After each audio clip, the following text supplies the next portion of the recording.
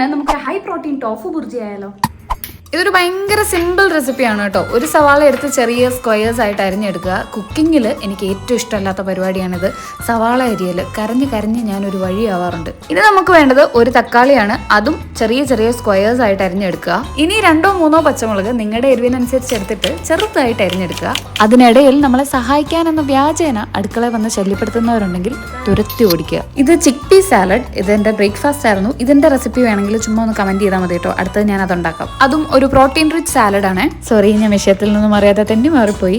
സവാളയും തക്കാളിയും പച്ചമുളകും അരിഞ്ഞതിന് ശേഷം നമ്മളുടെ മെയിൻ താരം ടോഫുവിനെ എടുത്തിട്ട് ഗ്രേറ്റ് ചെയ്തെടുക്കുക. ടോഫു ഗ്രേറ്റ് ചെയ്ത് കഴിഞ്ഞ് കണ്ടപ്പം അരിഞ്ഞു വെച്ചിരിക്കുന്ന സവാളയും തക്കാളിയും പോരാന്നൊരു തോന്നൽ.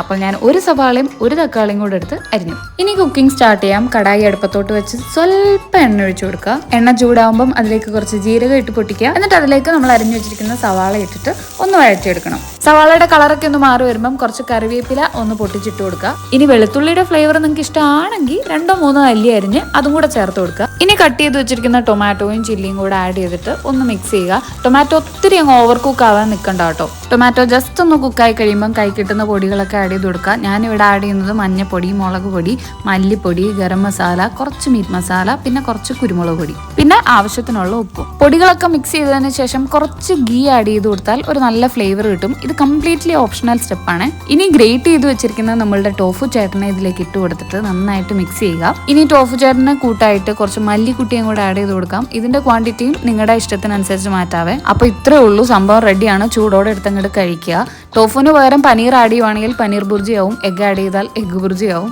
അതുകൊണ്ട് എല്ലാവരും ഒന്ന് ട്രൈ ചെയ്ത് നോക്കുക. സിമ്പിൾ അല്ലേ സംഭവം?